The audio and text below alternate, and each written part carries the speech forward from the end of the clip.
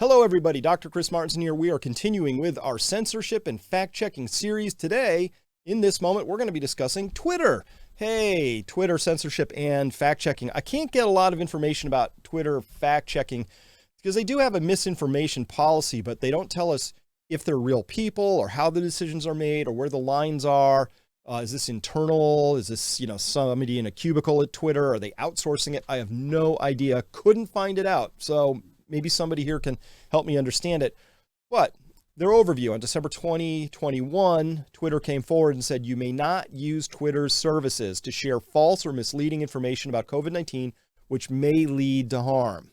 Okay, the may lead to harm is a little squishy. We don't know what may, in either it's going to lead to harm or not. It's a little squishy. Leave some room for latitude. I understand. That's fine. One of the things he said is you can't do is they're trying to combat a wide range of false narratives and unsubstantiated rumors, which left uncontextualized can prevent the public from making informed decisions regarding their health. So they don't want anybody putting out what they would consider to be information that's wrong that could lead to harm. Like if you said something about, say, a medical treatment that was supposed to do something, but then it didn't do that and it exposed other people to harm, that would be bad. Like this, probably. Remember this? I'm so old I remember this. Right about the same time Twitter's telling us about its information policies, it put this out. Twitter will now ban users that repeatedly claim that those sorts of people, because I can't say that word here anymore, those sorts of people can spread COVID. Of course, that turned out to be completely exactly what happens. So, oops, right? And of course, Twitter came out and said how sorry they were for having gotten that so wrong. Nah, just kidding. They haven't said anything about that policy. It's probably still in effect. All right. So here is parts of their policy. They talk about when tweets get removed, when you get suspended, all of that. They tell about their strike policy, but look at that in yellow. They say claims that specific groups or people or other demographically identifiable identity are more or less prone to be infected or to develop adverse symptoms on the basis of their membership in that group. We're going to have to amend that policy for monkeypox. Just saying. Third, look at this one. False or misleading claims about potentially harmful and unapproved treatments or preventative measures. For example, that povidone iodine can be used as a prophylactic or in the treatment. Well, that's kind of weird because here's this article in Science Direct that shows that can povidone iodine inactivate SARS-CoV-2 and decrease the risk of nosocomial and community transmission during the COVID-19 epidemic. Well, can it? Recent evidence has confirmed that 0.5% povidone iodine gargling for 30 seconds can reduce SARS-CoV-2 virus infectivity to below detectable levels. Well, there's that. But wouldn't want any misinformation out there. Or oh dear, there's even some positive randomized controlled trials on this povidone iodine thing. So look at this one, clinical trials right here. This is in Frontiers, which is one of those preeminent journals. Povidone iodine accelerate clinical and laboratory recovery and reduces household transmission of SARS-CoV-2. A randomized placebo-controlled clinical trial. Well, maybe it wasn't all that. Maybe you have to squint at the data. Maybe it's not that powerful. Treatment promoted early recovery of anosmia and ageusia, both in the treated and control groups with a P of 0.0001.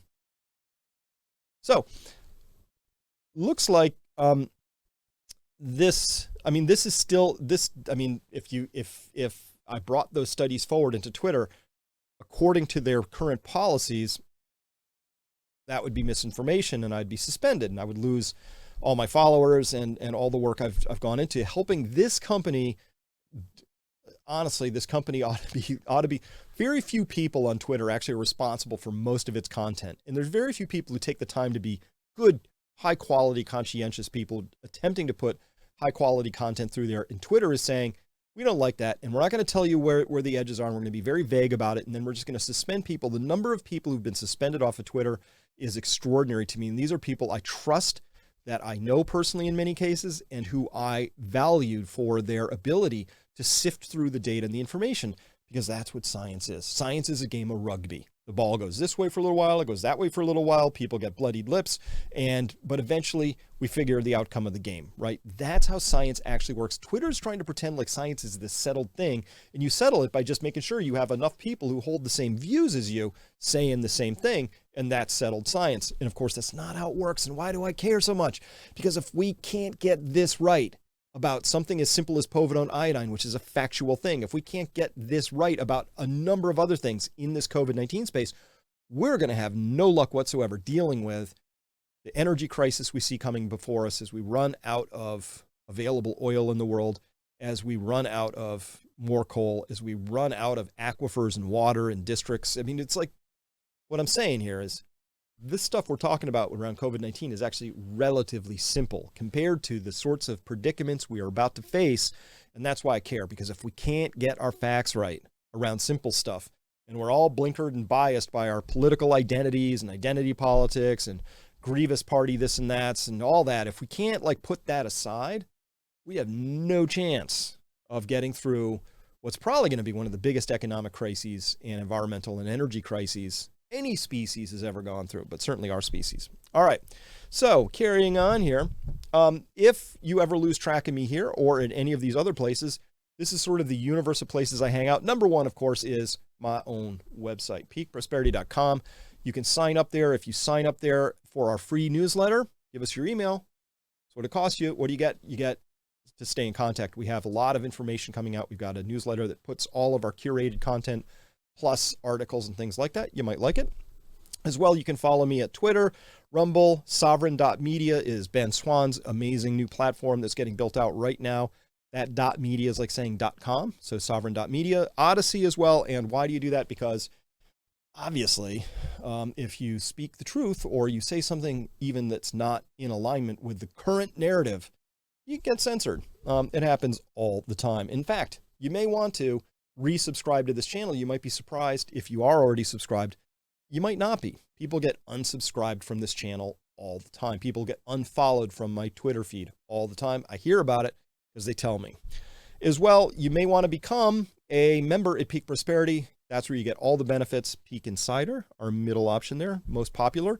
And here's a comment down here, testimonial unsolicited from a Peak Insider.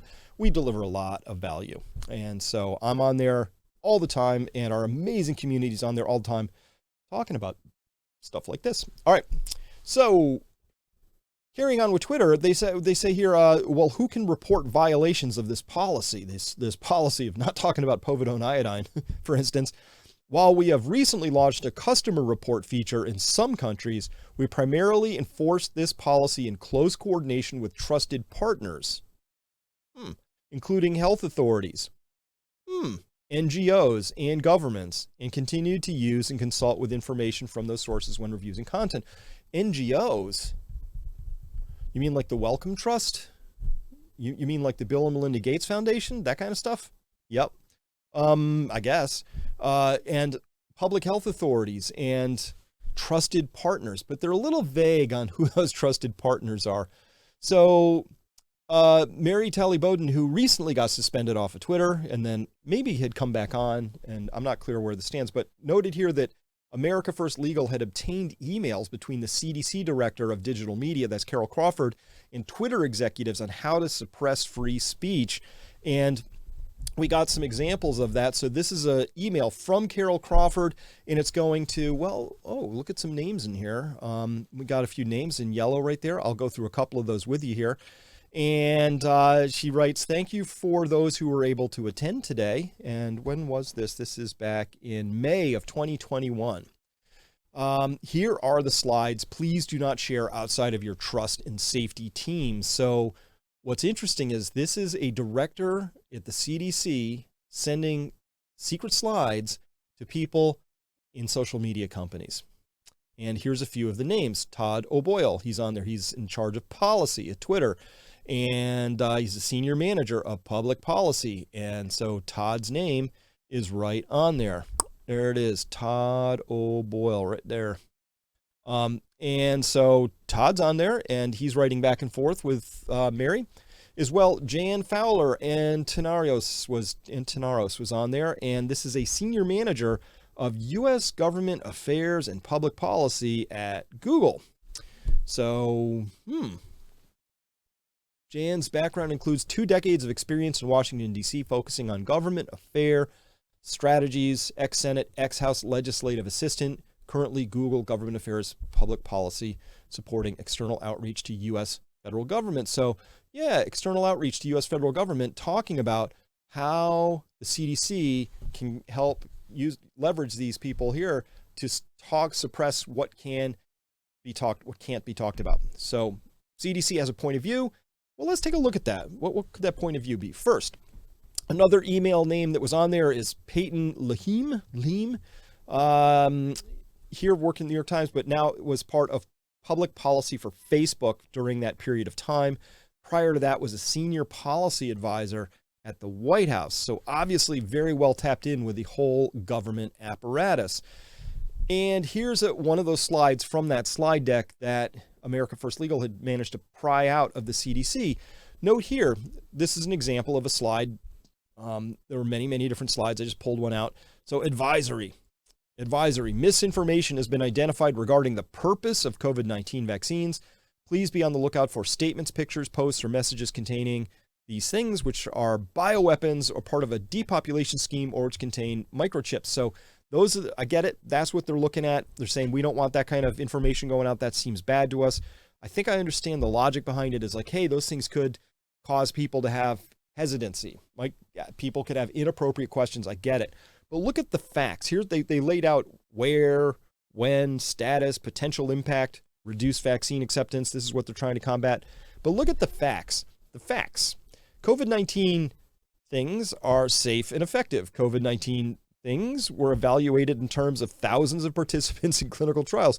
The vaccine met the FDA's rigorous scientific standards for safety, effectiveness, and manufacturing quality needed to support emergency use authorization. Actually, they were rushed through. And in fact, it's to say that those are the facts. Those are assertions. Those aren't actually the facts. So you can assert that these things went through rigorous trials, but did they? And the answer, according to a lot of experts, is no, they really didn't. They got rushed through. Remember Operation Warp Speed? All of that. So it's just interesting to see how they're framing it and calling those the facts when, in fact, we didn't have those facts available to us back then in May of 2021. All right. But here we see Todd O'Boyle writing back to Carol Crawford saying, hey, Carol, thanks so much for getting in touch. We'd be glad to schedule a check-in with our CEO. That would have been Jack Dorsey at the time. Before Congress this week is tricky. How does next Tuesday or Wednesday look for you? All right. So we can see here very clearly that Twitter was working very closely with the CDC. We can see that actually we saw a lot of suppression of free speech. So this raises some very thorny constitutional issues here in the United States. I know it's different in other countries, but here in the United States, government, the First Amendment is really, really crisp and clear. It's very easy to understand. The government is not supposed to be having anything to do with interfering with free speech, right? Including free speech includes the right to say things that are wrong. Free speech doesn't mean it's curated, fact-checked, and agreed to by an overwhelming consensus of other people. That's not even what it's about. I absolutely withhold for me and for you the right to say anything you want at any point in time. You can say these things, right? And if you cross certain lines, libel comes into play. If you cross other lines, defamation comes into play.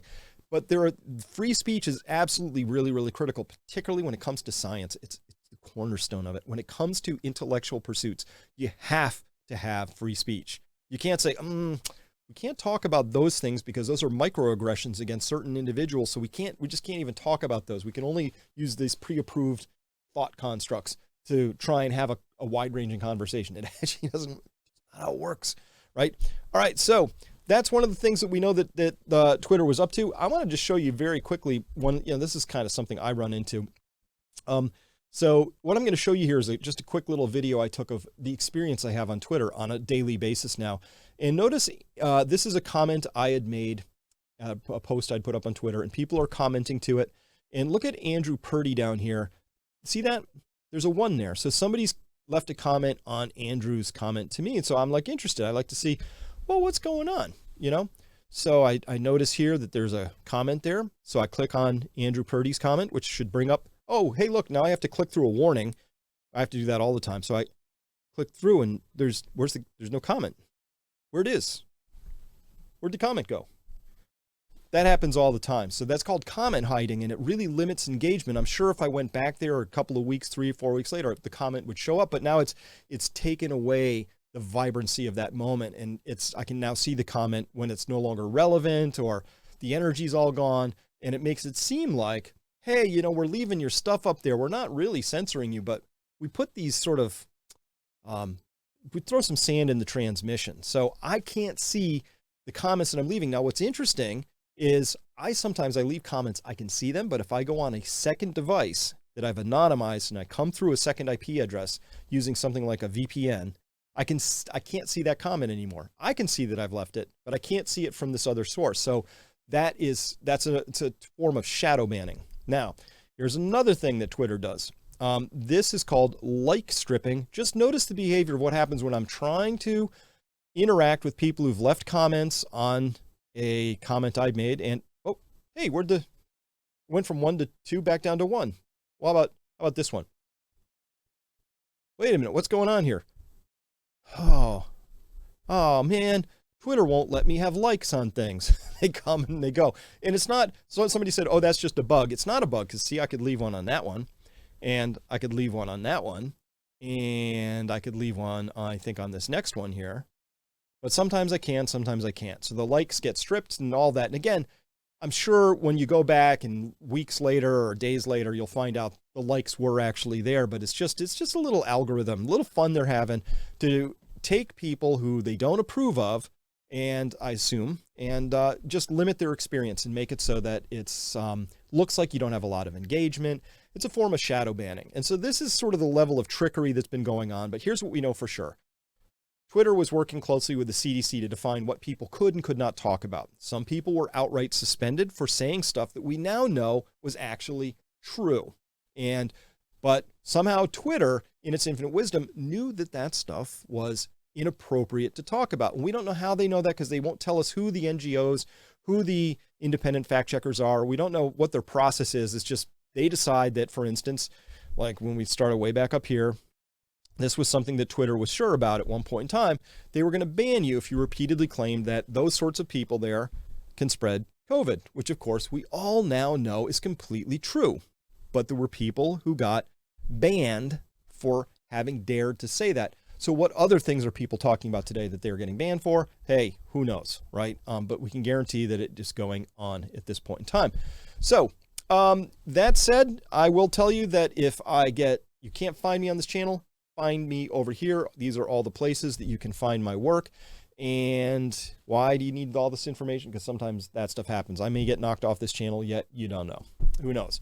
Or consider becoming a member at Peak Prosperity. If not a member, then sign up for our newsletter. That's awesome. Otherwise, hit the like button if you like this. Subscribe or resubscribe to this channel if you need to, because people get unsubscribed from this channel all the time. I face the shadow banning. That's another shadow banning form that happens, like stripping and comment removal or hiding, and taking subscribers and shuffling them off my feed. Happens all the time, just part of the game. Proud to be somebody who's bringing enough truth that it causes and ruffles a few feathers. Hey, that's how it is. Thank you very much for listening. Can't wait to continue talking with you. And for people who want to see part 2 of this, come on by part 2, because we're going to be talking about this emergency that's happening in EU right now. Plus, we're going to talk about those other things down there below. I'll let you read those yourself. That's all I have for you. Thanks so much for listening. Thank you to all my subscribers. Have a great August. Let's hope we have a nice, quiet rest of the summer. See you next time.